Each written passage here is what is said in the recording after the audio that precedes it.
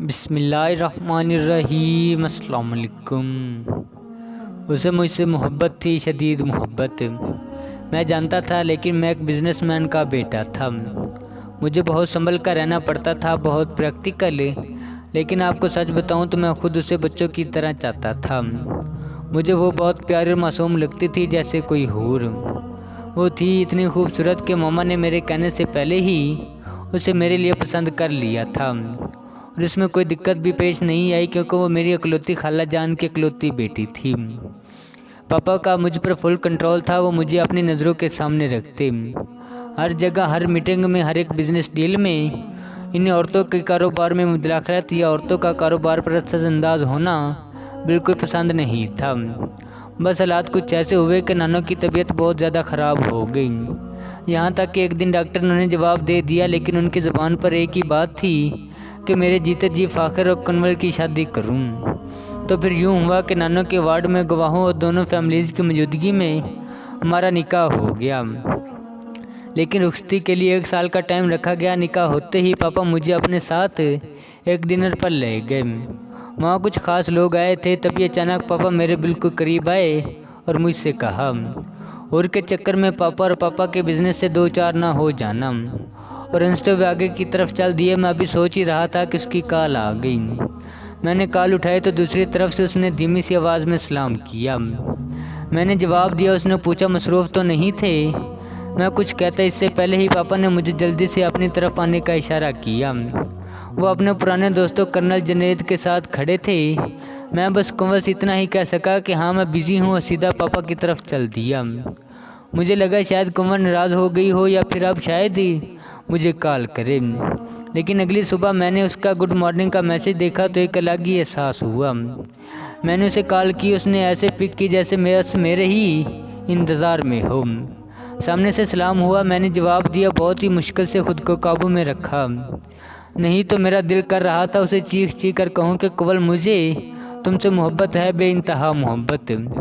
میری خاموشی کو محسوس کرتے ہوئے اس نے دھیمے سے کہا، فاخر مجھے آپ سے بچپن سے محبت ہے۔ بس اسی طرح کہنا تھا کہ پھر جیسے وہ میرے جواب کا انتظار کرنے لگی۔ میں کسی اور ہی دنیا میں گم ہو گیا تھا۔ اس نے میرا نام لیا، فاخر کیا ہوا؟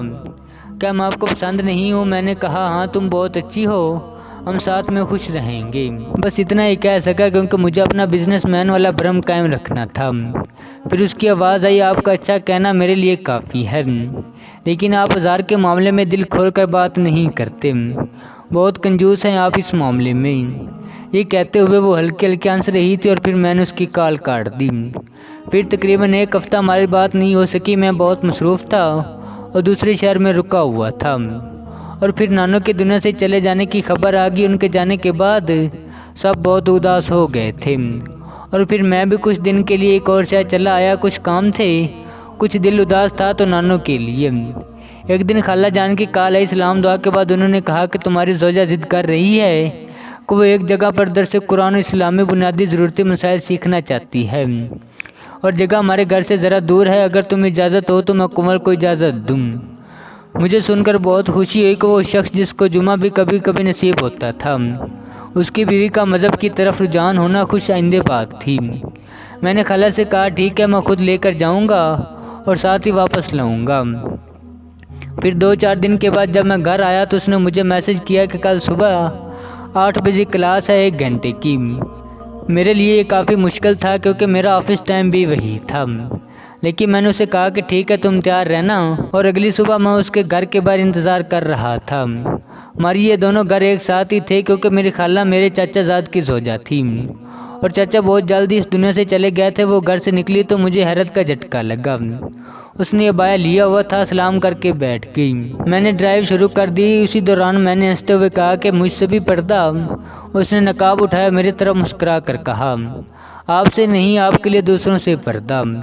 وہ لمحہ کیا تھا، میں بس محسوس کرتا گیا۔ ایک نور تھا، ایک سادہ محبت تھی، اور ایک بڑا سا بنگلہ تھا۔ وہاں ایک بزرگ خاتون تھی جو درس دیتی تھی اور کافی چیزیں بھی سکھاتی تھی۔ وہ لوگ مجھے ڈرائنگ روم میں بٹھا دیتے تھے، میں اس کے واپس آنے کا انتظار کرتا رہتا تھا۔ پاپا میرے 1-2 گھنٹے اس طرح غائب رہنا کافی نوٹ کر رہے تھے، اور 1-2 دفعہ انہوں نے مجھے ٹوکا بھی تھا، لیکن اصل وجہ پتہ نہیں تھی، بس یہ ماما اور خالہ جانتی تھی۔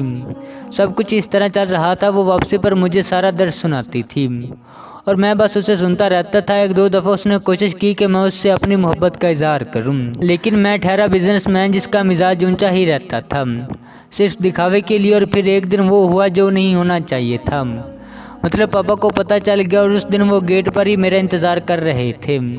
میں نے گاڑی روکی، ہم دونوں باہر نکلے۔ انہوں نے کنول کو دیکھتے ہی کہا کہ میں نے آج سے ہی ایک ڈرائیور رکھ لیا ہے، آج سے تم یہ ڈرائیوری چھوڑ کر کام پر توجہ دو۔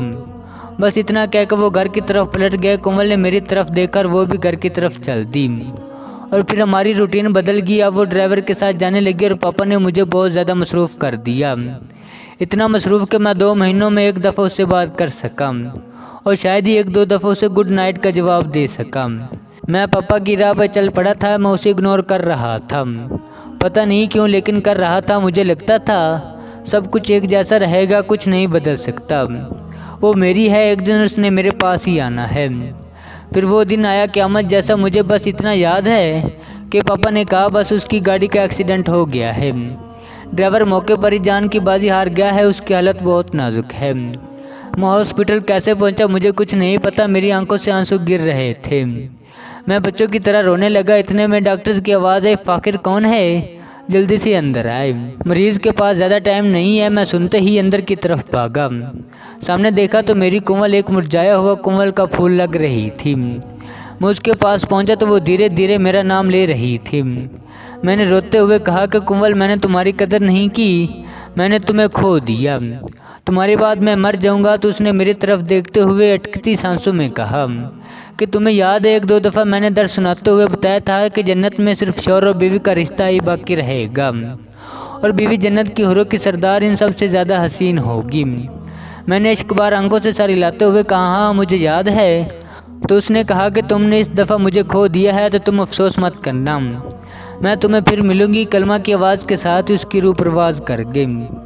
میں فاخر علی آج اس کی قبر پہ سراہنے بیٹھا ہوا ہوں اور میری زبان پر ایک ہی جملہ ہے، تم مجھے پھر ملو گی۔ پھر خود سے پوچھتا ہوں کیا تم مجھے پھر ملو گی، اور پھر خود ہی جواب دیتا ہوں ہاں تم مجھے پھر ملو گی انشاءاللہ۔